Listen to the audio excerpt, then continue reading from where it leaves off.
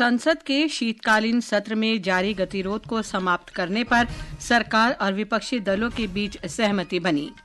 Bharatiya Janata party ने महाराष्ट्र विधायक दल का नेता चुनने के लिए पार्टी नेताओं निर्मला सीतारामन और विजय रूपाणी को केंद्रीय पर्यवेक्षक नियुक्त किया। चक्रवाती तूफान फेंजल के कारण पुडुचेरी और तमिलनाडु में मूसलाधार वर्षा और बाढ़ से भारी तबाही। सर्वोच्च न्यायालय ने दिल्ली और राष्ट्रीय राजधानी क्षेत्र में वायु गुणवत्ता सूचकांक में गिरावट आने तक ग्रैप 4 के प्रतिबंधों में ढील देने से इनकार किया। और क्रिकेट में भारत ने शारजाह में अंडर 19 एशिया कप के ग्रुप स्टेज मैच में जापान को 211 रन से हराया। समाचार संध्या के साथ मैं लवली निगम। संसद के दोनों सदनों में गतिरोध समाप्त करने के लिए सरकार और विपक्षी दलों के बीच सहमति बन गई है। लोकसभा अध्यक्ष ओम बिरला ने आज संसद भवन में विभिन्न दलों के नेताओं के साथ बैठक की। बैठक में श्री बिरला ने सभी सदस्यों से सदन के सुचारू संचालन का अनुरोध किया। बैठक में नेताओं ने इस पर सहमति व्यक्त की। इस बैठक में कांग्रेस के गौरव गोगोई, तृणमूल कांग्रेस के कल्याण बैनर्जी, तेलुगु देशम पार्टी के लवु श्री कृष्ण देवरायलु, द्रविड़ मुनेत्र कड़गम के टीआर बालू, राष्ट्रवादी कांग्रेस पार्टी के सुप्रिया सुले, समाजवादी पार्टी के धर्मेंद्र यादव, जनता दल यूनाइटेड के दिलेश्वर कामित, राष्ट्रीय जनता दल के अभय कुशवाहा, शिवसेना उद्धव बालासाहेब ठाकरे के अरविंद सावंत और के राधाकृष्णन ने हिस्सा लिया। बैठक के बाद संसदीय कार्य मंत्री किरेन रिजिजू ने कहा कि दोनों सदनों में संविधान के मुद्दे पर विशेष चर्चा होगी। पक्ष के ओर से भी कई डिमांड रखे हैं। जो बिजनेस एडवाइजरी कमेटी में संविधान पे चर्चा होने का प्रस्ताव था, उसको सरकार ने मंजूरी दिया है। हम लोग 13 और 14 फ्राइडे सैटरडे को संविधान पे चर्चा होगी। लोकसभा में पहले हम लोग चर्चा करेंगे। उसके बाद 16 और 17 को राज्यसभा में संविधान पर चर्चा होगा।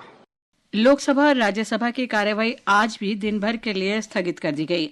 एक व्यापारिक समूह पर कथित रिश्वत के आरोपों और उत्तर प्रदेश में संबल हिंसा सहित कई मुद्दों पर विपक्ष के हंगामे के कारण दोनों सदनों में आज लगातार 5वें दिन भी कार्यवाही नहीं हो सकी। एक रिपोर्ट।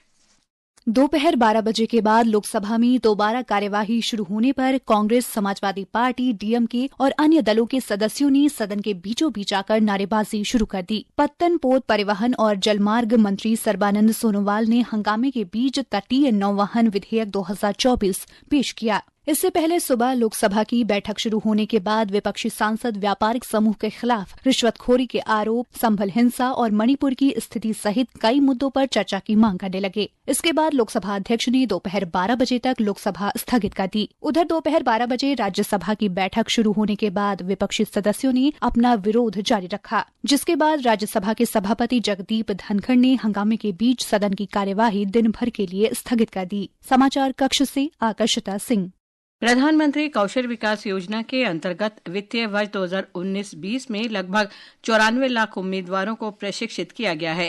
कौशल विकास और उद्यमिता मंत्री जयंत चौधरी ने लोकसभा में एक लिखित उत्तर में बताया कि चालू वित्त वर्ष में लगभग 15 लाख उम्मीदवारों को इस योजना से लाभ हुआ है। एक अन्य जवाब में सरकार ने बताया कि 3 लाख से अधिक उम्मीदवारों ने प्रधानमंत्री इंटर्नशिप योजना पर प्रोफाइल विवरण पूरा कर लिया है। इस योजना के तहत चालू वित्त वर्ष में 1,25,000 इंटर्नशिप अवसर प्रदान करने का लक्ष्य रखा गया है। पिछले वर्ष की तुलना में इस वर्ष पराली जलाने की घटनाओं में 68% की कमी आई है। पर्यावरण राज्य मंत्री कीर्ति वर्धन सिंह ने आज लोकसभा में बताया कि वर्ष 2022 में पंजाब, हरियाणा, दिल्ली, उत्तर प्रदेश और राजस्थान में पराली जलाने के 53,000 से अधिक मामले दर्ज किए गए थे। इन राज्यों में इस साल 12,530 घटनाएं सामने आई हैं। इस वर्ष पराली जलाने वाले किसानों पर जुर्माना 2 गुना कर दिया गया है। महाराष्ट्र में राजनीतिक घटनाओं के बीच राज्य के नए मुख्यमंत्री को लेकर रहस्य बना हुआ है। महाराष्ट्र में भाजपा ने अपने नेताओं वित्त मंत्री निर्मला सीतारामन और गुजरात के पूर्व मुख्यमंत्री विजय रूपाणी को केंद्रीय पर्यवेक्षकों के रूप में नियुक्त किया है। वे मुंबई में कल शाम भाजपा के नवनिर्वाचित विधायकों के साथ बैठक करेंगे। भाजपा का विधायक दल 4 दिसंबर को बैठक करेगा। इस बीच सूत्रों के अनुसार कार्यवाहक मुख्यमंत्री एकनाथ शिंदे ने आज खराब स्वास्थ्य के कारण निर्धारित सभी बैठकों और कार्यक्रमों को रद्द कर दिया। भाजपा प्रदेश अध्यक्ष चंद्रशेखर बावनकुले ने सोशल मीडिया पोस्ट में कहा कि महाराष्ट्र में नवनिर्वाचित महायुति सरकार का बहुप्रतीक्षित शपथ ग्रहण समारोह प्रधानमंत्री नरेंद्र मोदी की उपस्थिति में मुंबई के आजाद मैदान में 5 दिसंबर की शाम को होगा। ये समाचार हमारी वेबसाइट www.newsonair.gov.in और हमारे न्यूज़ ऑन एआईआर ऐप पर भी उपलब्ध हैं। आसमान में एक खास सी आवाज है, एक ऐसी गूंज जो हर भारतीय के दिल में बसी है। हर बार जब हम वर्दी पहनते हैं तो एक वादा करते हैं इस देश से और हर उस दुश्मन से जो हमारी तरफ देखता है कि हम तैयार हैं, हम यहाँ हैं और जब तक हम यहाँ हैं आसमान में तिरंगा लहराता रहेगा। भारतीय वायुसेना के आवेदन 2 दिसंबर से 31 दिसंबर तक खुले हैं। रजिस्टर करें और बने भारतीय वायुसेना में अफसर। अधिक जानकारी के लिए लॉग ऑन करें careerairforce.nic.in पर। समाचार संध्या में आपका फिर स्वागत है। पुडुचेरी में चक्रवात फेंजल के असर से हो रही मूसलाधार बारिश के कारण 4 लोगों की मृत्यु हो गई है। पुडुचेरी प्रशासन ने बताया कि 2 अन्य लोग भी लापता हैं। एक रिपोर्ट।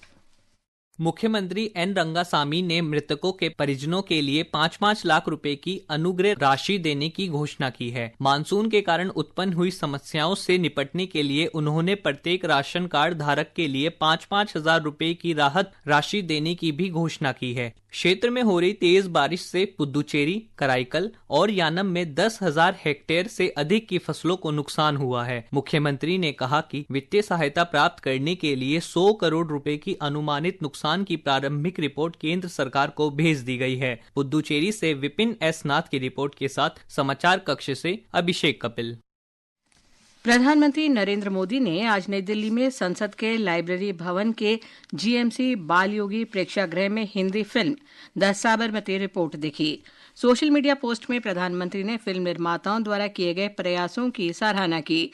गृह मंत्री अमित शाह, रक्षा मंत्री राजनाथ सिंह, सूचना और प्रसारण मंत्री अश्विनी वैष्णव और अन्य मंत्रियों तथा सांसदों और अन्य गण्यमान्य व्यक्तियों ने भी फिल्म देखी।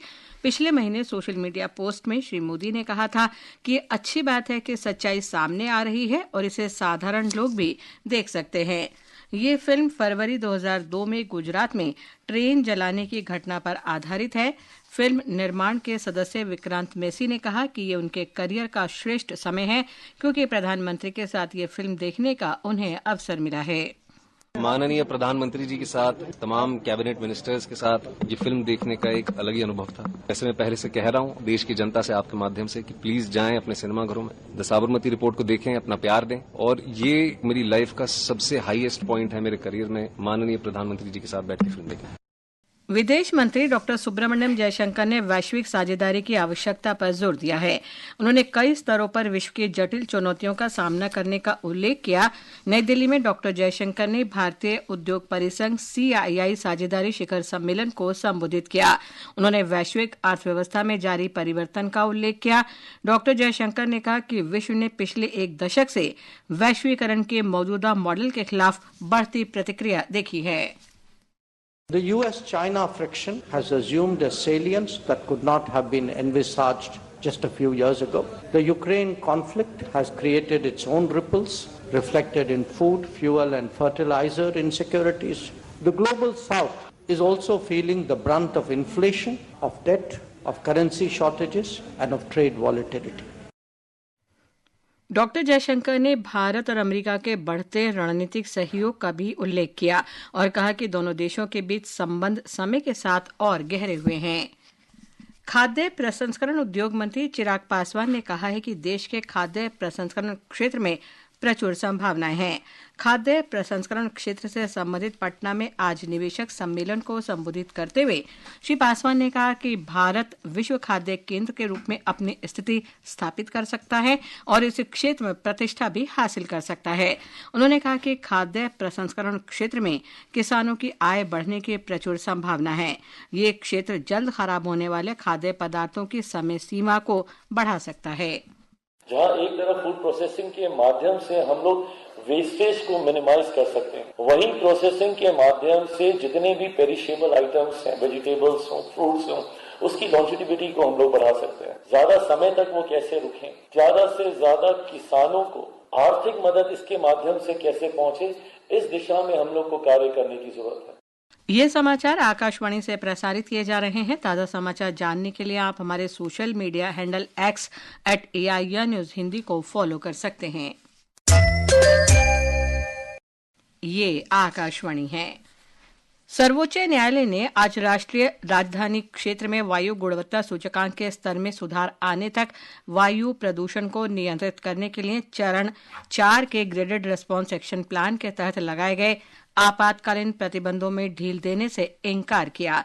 इस महीने के 5 तारीख तक मामले को आगे बढ़ाते हुए न्यायाधीश अभय S. ओका और ऑगस्टिन जॉर्ज मसीह की पीठ ने कहा कि सर्वोच्च न्यायालय बृहस्पतिवार को वायु गुणवत्ता सूचकांक के स्तरों की जांच करेगा और गुणवत्ता में सुधार की जांच भी करेगा। लगभग 2000 पूर्व सैनिकों को एनसीसी कैडेट्स को प्रशिक्षण देने के लिए अकादमियों में नियुक्त किया जाएगा।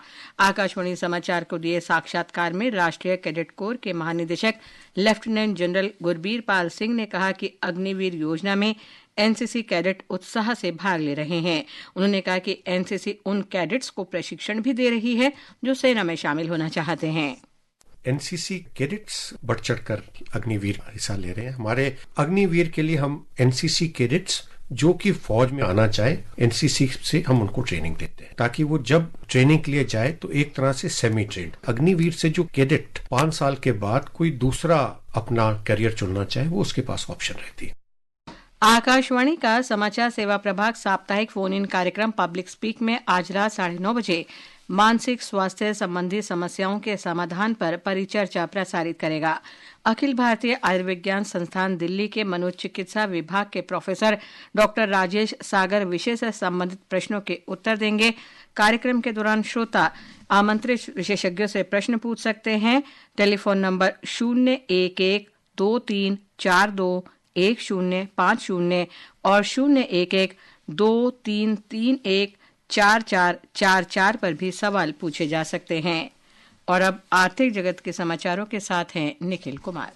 बॉम्बे स्टॉक एक्सचेंज का संवेदी सूचकांक 445 अंक की तेजी दर्ज करता हुआ 80,248 अंक पर पहुंचकर बंद हुआ। नेशनल स्टॉक एक्सचेंज का निफ्टी कारोबार के अंत में 145 अंकों पर आकर 24,276 पर पहुंच गया। अंतर बैंकिंग विदेशी मुद्रा बाजार में आज अमेरिकी डॉलर के मुकाबले रुपया 84 रुपए और 70 पैसे के स्तर पर बंद हुआ।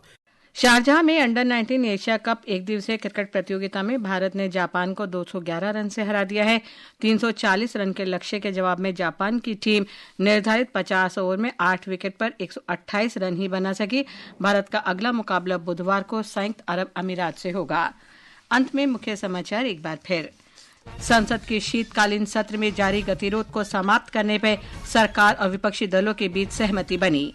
भारतीय जनता पार्टी ने महाराष्ट्र विधायक दल का नेता चुनने के लिए पार्टी नेता निर्मला सीतारामन और विजय रूपाणी को केंद्रीय पर्यवेक्षक नियुक्त किया। चक्रवाती तूफान फेंजल के कारण पुडुचेरी और तमिलनाडु में मूसलाधार वर्षा और बाढ़ से भारी तबाही। सर्वोच्च न्यायालय ने दिल्ली और राष्ट्रीय राजधानी क्षेत्र में वायु गुणवत्ता सूचकांक में गिरावट आने तक ग्रैप 4 के प्रतिबंधों में ढील देने से इनकार किया। और क्रिकेट में भारत ने शारजाह में अंडर 19 एशिया कप के ग्रुप स्टेज मैच में जापान को 211 रन से हराया। इसके साथ ही समाचार संध्या का ये अंक समाप्त हुआ। नमस्कार।